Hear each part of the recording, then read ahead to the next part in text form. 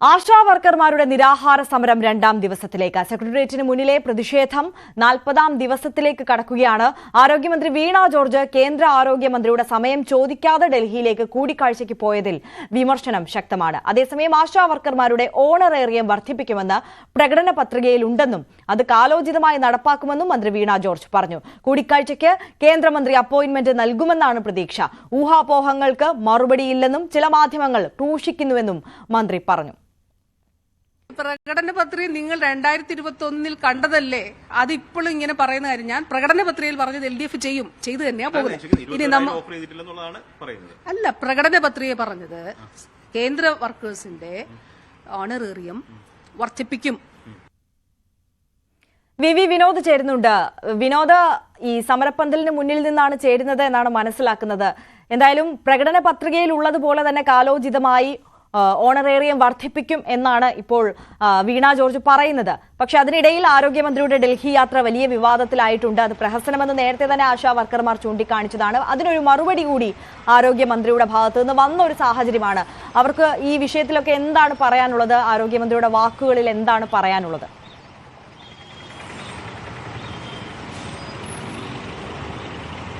ആര്യ, ഇപ്പോഴും ആശമാരുടെ സമരം തുടരുകയാണ്. ഈ നിരാഹാര സമരം രണ്ടാം ദിനത്തിലേക്കാണ് പോകുന്നത്. 40 ദിവസത്തിലേക്ക് കടക്കുകയാണ്. 40ാം ദിവസത്തിലേക്കാണ് ആശമാരുടെ സമരം എത്തിയിട്ടുള്ളത്. ഇന്നിപ്പോൾ ഈ നിരാഹാര സമരം രണ്ടാം ദിനത്തിലേക്ക് എത്തിയിരിക്കുന്നു. 3 പേരാണ് നിരാഹാര സമരം അനുഷ്ഠിക്കുന്നത്. ആരോഗ്യമന്ത്രിയുടെ യാത്ര, അത് ആര്യ പറഞ്ഞതുപോലെ തന്നെ ലക്ഷ്യമില്ലാത്ത യാത്രയായി എന്ന വിമർശനമാണ് ഒരു വശത്ത് ഉയർന്നു വരുന്നത്. കേന്ദ്ര ആരോഗ്യമന്ത്രിയുടെ സന്ദർശനത്തിന് അനുമതി തേടാതെ സംസ്ഥാന ആരോഗ്യമന്ത്രി ഇവിടെ നിന്ന് പോയി എന്ന ഒരു വിമർശനം ഒരു വശത്ത് ഉയർന്നു നിൽക്കുന്നു. ഈ ആരോഗ്യമന്ത്രിയുടെ യാത്ര കൊണ്ട് പ്രയോജനമില്ല. ഇത് ആദ്യം മുതൽ തന്നെ ആശമാർ പറയുന്നത് ഇത് ഒരു പ്രഹസനമാണ് എന്നാണ്. അല്ല, അതേക്കുറിച്ച് ഞങ്ങൾക്കറിയില്ല. ആരോഗ്യമന്ത്രി എന്തിനാണ് പോയെന്നുള്ള മാധ്യമങ്ങൾ പറഞ്ഞിട്ടാണ് ഞങ്ങൾ അറിഞ്ഞത്. നമ്മുടെ ആവശ്യം ഇവിടെ ഇത് നമ്മൾ വെച്ചിരിക്കുന്ന ഡിമാൻഡുകൾ അംഗീകരിച്ചു തരിക എന്നുള്ളതാണ്. അത് മിനിസ്റ്റർ ഡൽഹി പോയിട്ടാണ് സാധ്യമാകുന്നതെങ്കിൽ അങ്ങനെ. അതിനകത്ത് ഞങ്ങൾക്ക് അഭിപ്രായ വ്യത്യാസവും ഇല്ല.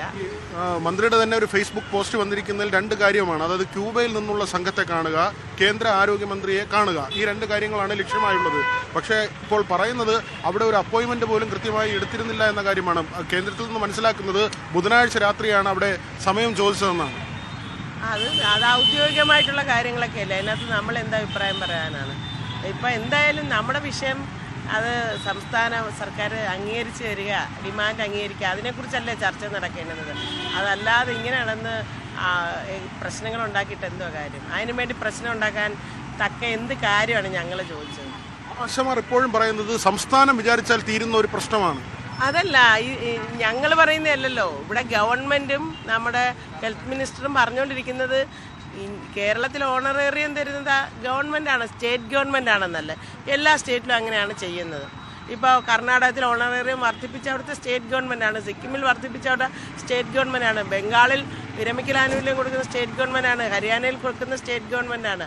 അപ്പോൾ അതല്ലേ നമ്മൾ ചോദിച്ചത്. എന്ന് വിചാരിച്ച് നമുക്ക് കേന്ദ്രത്തിനെതിരെ അഭിപ്രായമില്ല എന്നുള്ളതല്ല. കേന്ദ്രം വർദ്ധിപ്പിച്ച് തരേണ്ടുന്ന ആരും തരണമെന്ന് നമ്മൾ ഇതിനേക്കാൾ എത്രയോ മുൻപേ സമരങ്ങൾ നടത്തിയിട്ടുള്ളതാണ്. ഇപ്പോൾ ഈ ബഡ്ജറ്റിന് മുമ്പ് നമ്മൾ കേന്ദ്രത്തിൽ നിവേദനം കൊടുത്താണ് 17 വർഷം മുമ്പുള്ള ഇൻസെൻറ്റീവുകളാണ്, അത് വർദ്ധിപ്പിച്ച് തരണമെന്നുള്ളത്. എന്തായാലും നമ്മുടെ ഈ സമരത്തിലൂടെ ഈ വിഷയം നമുക്ക് കേന്ദ്രത്തിൽ കൊണ്ടെത്തിക്കാൻ കഴിഞ്ഞു. കേന്ദ്ര ആരോഗ്യമന്ത്രി വാക്കാൽ നമ്മുടെ ഇൻസെൻറ്റീവ് വർദ്ധിപ്പിക്കുമെന്ന് പറഞ്ഞു. അതൊക്കെ നിലനിൽക്കുന്നുണ്ട്. പക്ഷെ നമ്മൾ ഉയർത്തിയിരിക്കുന്ന ഡിമാൻഡ് സ്റ്റേറ്റ് ഗവൺമെൻറ് അല്ലേ, അവരല്ലേ, നമുക്കെന്ന് അറിയത്തില്ല. അല്ലെങ്കിൽ അവർ പറഞ്ഞു തരണം, സെൻട്രൽ ഗവൺമെൻറ് തരുന്ന ഫണ്ടിൽ നിന്നാണ് നമുക്ക് തരുന്നത്, അല്ലെങ്കിൽ അവർ പറയുന്നത്. കുറച്ചുകൂടെ കാര്യക്ഷമമായിട്ട് ഇടപെട്ടെങ്കിൽ ഒരുപക്ഷെ ഈ സമയം ചോദിക്കുന്ന കാര്യമൊക്കെ, കേന്ദ്രമന്ത്രിയെ കാണാൻ സമയം ചോദിച്ച കാര്യത്തിലൊക്കെ കുറച്ചുകൂടെ കാര്യക്ഷമമായിട്ട് ഇടപെട്ടെങ്കിൽ ഈ യാത്ര തന്നെ കാണാൻ കഴിയുമായിരുന്നില്ലേ? അത് ഔദ്യോഗികമായ യാത്രയല്ലേ, അതെന്താണ് സംഭവിച്ചതെന്ന് നമുക്കറിയത്തില്ല. എന്തായാലും ഈ വിഷയം ഈ സമരം ഇത്രയും നീട്ടിക്കൊണ്ടു പോകേണ്ട ഒരു കാര്യം ഉണ്ടായിരുന്നില്ല. വളരെ മുൻപ് തന്നെ ഏറ്റവും മാന്യമായി സെറ്റിൽ ചെയ്യാൻ പറ്റുന്ന കാര്യമായിരുന്നു. പക്ഷേ ചില പിടിവാശി നിർബന്ധ ബുദ്ധിയൊക്കെ കാരണമാണ് ഇതിങ്ങനെ നീട്ടിക്കൊണ്ടു പോകുന്നത്. കേന്ദ്രത്തിലേക്ക് ഡ്രാഗ് ചെയ്തുകൊണ്ട് പോകുന്നു, അതിലേക്ക് നിങ്ങൾ വരുന്നില്ല എന്നുള്ളതാണോ? ഇല്ല, ഞങ്ങൾ കേന്ദ്രത്തെ സപ്പോർട്ട് ചെയ്യും, സംസ്ഥാനത്തെ എതിർക്കുക, അങ്ങനെ അല്ലല്ലോ. കേന്ദ്രവും സംസ്ഥാനവും തരാനുള്ളത് മെച്ചപ്പെടുത്തി തന്നേ പറ്റത്തുള്ളൂ. അത് ഞങ്ങളുടെ അഭിപ്രായമാണ്. എന്താണ് ആരോഗ്യമന്ത്രിയുടെ ഈ യാത്ര കൊണ്ട് കാര്യമായ പ്രയോജനം ഉണ്ടായില്ലെന്നാണ് പറയുന്നത്? അല്ല, ആരോഗ്യമന്ത്രി യാത്ര അത് നമ്മുടെ ഒരു വിഷയമല്ല. ആരോഗ്യമന്ത്രിക്ക് ഈ ഇന്ത്യയിൽ എവിടെയും പോകാം, ഇന്ത്യക്ക് പുറത്തും പോകാം, അതും നമ്മുടെ വിഷയമല്ല. നമ്മൾ വളരെ കൃത്യമായി നിലപാട് വ്യക്തമാക്കിയിട്ടുണ്ട്. ഓണറേറിയം വർദ്ധിപ്പിക്കുക, റിട്ടയർമെൻറ്റ് ബെനിഫിറ്റ് നൽകുക, ഈ രണ്ട് കാര്യത്തിൽ യാതൊരു വിട്ടുവീഴ്ചയ്ക്കും ഇല്ല. സ്റ്റേറ്റ് ആ ഉത്തരവാദിത്വം നിറവേറ്റണമെന്നാണോ പറയുന്നത്? അത് എല്ലാ സ്റ്റേറ്റിലും അങ്ങനെയാണല്ലോ. സ്റ്റേറ്റിൻ്റെ ഉത്തരവാദിത്വമാണത്. കേന്ദ്രം തരാനുണ്ടെങ്കിൽ തീർച്ചയായിട്ടും വാങ്ങിയെടുക്കണം. അതിൻ്റെ എല്ലാ സംഗതികളും വെച്ചുകൊണ്ട് ചെയ്യണം. അത് നമ്മളുടെ എന്തെങ്കിലും ഞങ്ങൾക്ക് അതിനകത്തൊരു റോളില്ല. അതാണ്, ഞങ്ങൾക്ക് എന്തെങ്കിലും റോൾ ഉണ്ടായിരുന്നെങ്കിൽ ഞങ്ങൾ ഇതിനോടൊക്കെ പോയേനെ എവിടെയാന്ന് വെച്ചാൽ. പക്ഷെ അതിനൊരു റോളില്ല, അതാണ് വസ്തുത. അപ്പോൾ ഈ നിരാഹാര സമരം തുടരുകയാണ്, ഇത് ശക്തമായി കൊണ്ടുപോകാനാണ്? ശക്തമായി തുടരും. കൂടുതൽ ആളുകൾ എത്തിക്കൊണ്ടിരിക്കുകയാണ്, നിങ്ങൾ കാണുന്നുണ്ട്.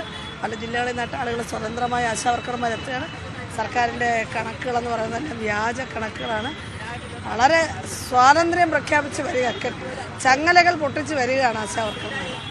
തീർച്ചയായും അങ്ങനെ തന്നെയാണ്. കാരണം കഴിഞ്ഞ ദിവസങ്ങളിലൊക്കെ നമ്മൾ കണ്ട ആ ഒരു സമരവീരം, കാലാവസ്ഥയുടെ പ്രശ്നമൊക്കെ അറിയാവുന്നതാണ്. കടുത്ത ചൂടാണ്, ഇടയ്ക്ക് മഴ പെയ്യുന്നുണ്ട്, ഒരു ടാർപോളിൻ പോലും വലിച്ച് കെട്ടിയിട്ടില്ല. കാരണം ഇവിടെ പന്തൽ കെട്ടുന്നതിന് കോടതിയുടെ നിരോധനമുണ്ട്. ഒരു തവണ മഴയത്ത് കെട്ടിയപ്പോൾ അത് അഴിച്ചു മാറ്റുന്ന സാഹചര്യമുണ്ടായിരുന്നു. ഏതായിരുന്നാലും വെയിലും മഴയും ഒന്നും തന്നെ പരിഗണിക്കാതെ ആശമാർ അവരുടെ സമരം തുടർന്നു പോവുകയാണ്. ആര്യ, തീർച്ചയായും പോരാട്ടം തുടരുകയാണ്. ആശമാർ. വി വിനോദാണ് അവിടെ നിന്ന് നമുക്കൊപ്പം ചേർന്നത്. ആശമാരുടെ സമരം തീർക്കണമെന്ന് പ്രതിപക്ഷ നേതാവ് സബ്മിഷനായി വിഷയം സഭയിൽ ഉന്നയിക്കും. നേരത്തെ ഈ വിഷയത്തിൽ റൂൾ 50 നോട്ടീസും നൽകിയിരുന്നു. വി അരുൺ ചേരുന്നു. അരുൺ, വിഷയം സഭയിൽ ശക്തമാക്കുകയാണ് പ്രതിപക്ഷം, അല്ലേ? തീർച്ചയായിട്ടും ആശമാരുടെ സമരം അതിശക്തമായ നീക്കങ്ങളുമായി പ്രതിപക്ഷം മുന്നോട്ട് വരികയാണ്. നേരത്തെ സഭ നിർത്തിവെച്ച് ചർച്ച ചെയ്യണമെന്ന റൂൾ 50 നോട്ടീസ് ഒരു ഘട്ടത്തിൽ പ്രതിപക്ഷം നൽകിയതാണ്. അന്ന് സർക്കാർ അതിന് തയ്യാറായില്ല. പക്ഷേ നോട്ടീസ് അവതരിപ്പിക്കാൻ പ്രതിപക്ഷത്തിന് അന്ന് അവസരം കിട്ടിയിരുന്നു. അന്നും അതിശക്തമായ വിമർശനം പ്രതിപക്ഷം ഈ വിഷയത്തിൽ ഉന്നയിച്ചതാണ്. ഇന്നലെ സഭ ബഹിഷ്കരിച്ചിറങ്ങിയ പ്രതിപക്ഷം ആശമാരുടെ സമരപ്പന്തലിലേക്ക് മാർച്ച് നടത്തിയിരുന്നു. ഐക്യദാർഢ്യവുമായാണ് പ്രതിപക്ഷം അടക്കമുള്ള നേതാക്കൾ സമരപ്പന്തലിലെത്തി അവർക്ക് പിന്തുണ അറിയിച്ചത്. ഇന്ന് സബ്മിഷനായി വിഷയം കൊണ്ടുവരാനാണ് തീരുമാനം. പ്രതിപക്ഷ നേതാവിന്റെ സബ്മിഷനാണ്. ആദ്യ സബ്മിഷനായി ശൂന്യവേളയിൽ ഈ വിഷയം പ്രതിപക്ഷം കൊണ്ടുവരും. ശക്തമായ പ്രതിഷേധം ഇന്നും സഭയിൽ ഈ വിഷയത്തിൽ ഉണ്ടാകാൻ തന്നെയാണ് സാധ്യത. ആര്യ, യെസ്, വി അരുണാണ് വിശദാംശങ്ങൾ നൽകിയത്.